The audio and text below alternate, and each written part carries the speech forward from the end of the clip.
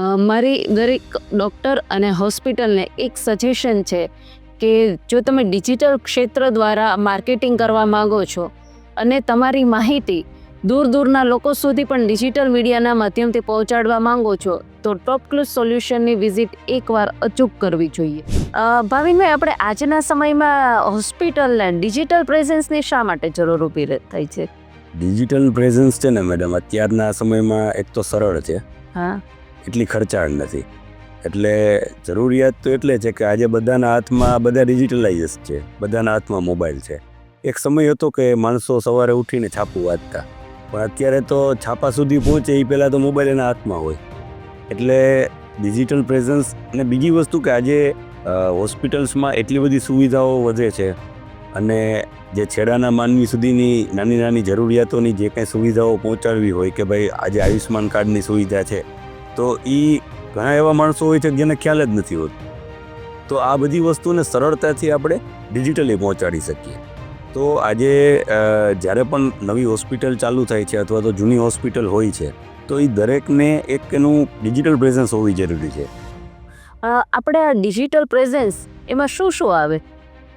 Basic હું વાત કરું ને મેડમ, તો ડિજિટલ પ્રેઝન્સની અંદર એક તો ગૂગલ માય બિઝનેસ પ્રોફાઇલ, મેં એને શોર્ટમાં GMB કહે છે, ગૂગલ માય બિઝનેસ પ્રોફાઇલ, કે જેમાં આપણી એડ્રેસ આપણે રાખવાનું હોય છે અને લોકો એમાં રિવ્યૂ આપતા હોય છે હોસ્પિટલ વિશે, અને આપણું શોર્ટ ડિસ્ક્રિપ્શન હોય છે અને આપણી મોબાઈલ નંબર, વેબસાઇટ અને ડિટેલ આપણે એમાં, પછી હોસ્પિટલનો ઓપન ક્લોઝનો ટાઈમ, કે જે દર્દીને જેટલી બેઝિક જરૂરિયાત જાણવાની હોય છે એ બધી વસ્તુ આપણે એમાં રાખી શકીએ. ત્યાર પછી આપણે એક એનું ફેસબુક પેજ બનાવી શકીએ, ઇન્સ્ટાગ્રામ પેજ બનાવી શકીએ, પછી આપણે સમય જતાં વેબસાઇટ પણ બનાવી શકીએ. તો આ મૂળભૂત છે. ત્યાર પછી અલગ અલગ સોશિયલ હેન્ડલ છે, યુટ્યુબ કરી શકીએ, લિંક્ડઇનમાં આપણે પ્રોફાઇલ બનાવી શકીએ. તો આ બધી ડિજિટલ પ્રેઝન્સ છે કે જે આજના સમયમાં મૂળભૂત જરૂરિયાત છે. ભાવિનભાઈ, આપણે સતાસ્ય સર્જિકલ હોસ્પિટલમાં PM જેવા એટલે કે આયુષ્માન યોજના ચાલુ છે. હવે આ ઘણા દૂરના લોકો સુધી પણ આ માહિતી પહોંચી ગઈ છે કે એમાં કઈ કઈ સારવાર હોસ્પિટલમાં ઉપલબ્ધ છે અને આ યોજના ઉપલબ્ધ છે. તો આ દૂરના લોકો સુધી પણ આ માહિતી તમે કઈ રીતે પહોંચાડો છો? એમાં છે ને મેડમ, અમારી આખી રિસર્ચ ટીમ કામ કરે છે. હવે એ ટીમ શું કરે છે કે ભાઈ આજે આપણી જે હોસ્પિટલ છે એ ક્યાં લોકેશન ઉપર છે, હવે એ લોકેશન સાથે કેટલા જિલ્લાઓ કનેક્ટેડ છે, હવે એ જિલ્લાઓમાં કઈ કઈ જગ્યાએથી લોકોને અહીંયા જુનાગઢ, સપોઝ આપણું જુનાગઢ સેન્ટર છે, તો જુનાગઢમાં આવતા કયા કયા જિલ્લાઓ આપણે ક્યાં ક્યાં ગામ લાગુ પડે છે. તો અમે જે કન્ટેન્ટ બનાવીએ છીએ, અમે કન્ટેન્ટને કેટેગરાઇઝ કરીએ છીએ કે ભાઈ આ વિસ્તારમાં આપણે જ્યારે કોઈ વાત કહેવાની છે તો એમાં કઈ રીતની વાત રાખવી, હવે એ વાતનો ટોન કેવો રાખવો છે, અને ત્યાં ખરેખર આવી સમસ્યાઓ છે, તો એ બધી વસ્તુઓને અમે લોજિકલી ડિફાઇન કરીએ અને ત્યાર પછી અમારી પોસ્ટ બને છે. હવે પછી વાત આવે કે આપણે છેડાના માનવી સુધી પહોંચવું છે, તો અમારી જે ક્રિએટિવ ટીમ હોય એ આખી એડ ડિઝાઇન કરે. હવે જ્યારે કેમ્પેન ડિઝાઇન થાય તો કેમ્પેનની અંદર આપણે ઘણી બધી વસ્તુઓ ફિલ્ટર કરી શકીએ. તો અમે એટલી જે આપણો કન્ટેન્ટ ડિલિવરેબલ છે અને જેને આપણે ડિલિવર કરવાનો છે, તો એ લોકોને જ અમે ફિલ્ટર કરીએ કે જેથી એ માણસો સુધી આપણી વાત પહોંચી શકે. તો અમારો સતત પ્રયત્ન એ જ હોય છે. અમને ક્યારેય એવી ખબર નથી હોતી કે આ ખરેખર એ માણસને એ વાત પહોંચે છે કે નહીં. અમે સતત અમારી ટીમ રિસર્ચ કરતી રહીએ છીએ કે ભાઈ આનું રિઝલ્ટ, કારણ કે અમે એટલે જ બધા ડૉક્ટર સાથે સતત કમ્યુનિકેશન કરતા રહીએ કે ભાઈ આ જે મેસેજ છે એ પ્રોપર પહોંચે છે કે નહીં. એટલે વીકલી કે મંથલી એક મિટિંગ થતી હોય જેથી અમને રિસ્પોન્સ મળે કે ભાઈ ના, પ્રોપર ટાર્ગેટેડ જે પેશન્ટ જે છે કે જે નીડી છે તો એના સુધી આ વાત પહોંચે છે.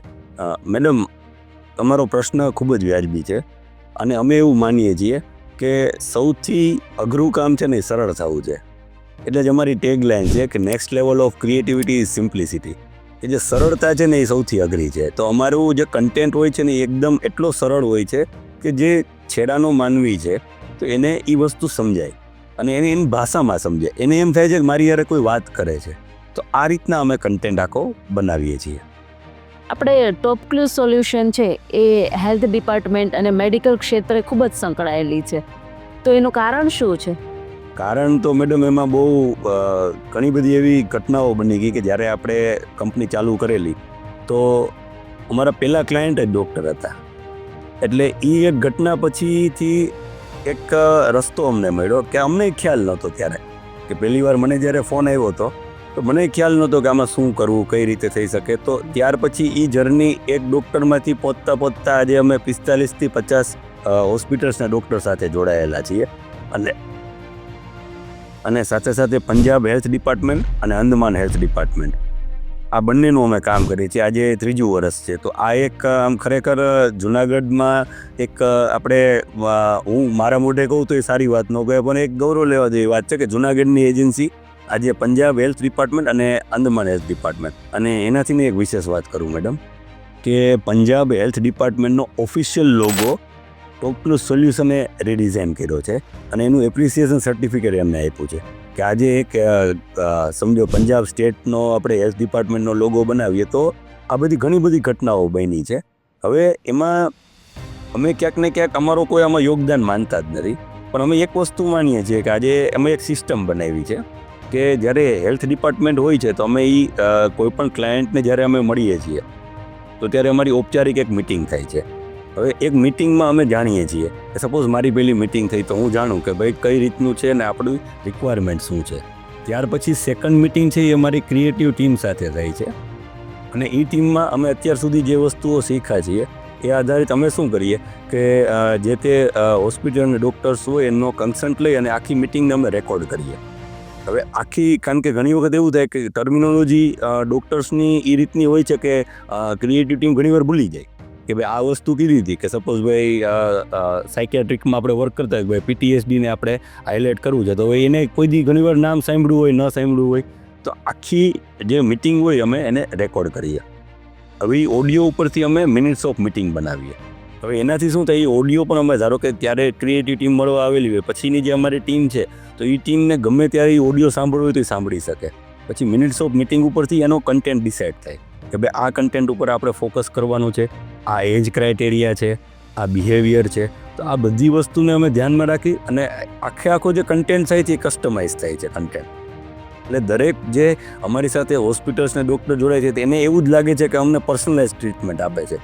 એનું કારણ આ એક જ છે કે અમારી જે ટીમ છે એ ટીમનું રિસર્ચ અને અમને આટલા ટાઈમથી જે કંઈ અમે શીખ્યા છીએ. અરવિંદભાઈ આટલી બધી ડિટેલ શા માટે?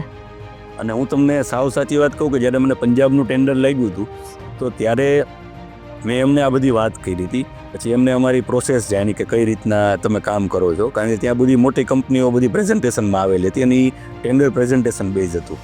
તો જનરલી ગવર્મેન્ટમાં કેવું હોય મેડમ કે પ્રેઝન્ટેશન ત્યાં કોઈ ટાઈમ ન હોય અને ઘણા બધા વેઇટિંગ ચાલતા હોય તો 10થી 15 મિનિટ 20 મિનિટ મેક્સિમમ ચાલતું હોય છે પ્રેઝન્ટેશન કોઈ પણ કંપનીનું. હવે મારું પ્રેઝન્ટેશન 2 કલાક ચાલ્યું હતું મેડમ.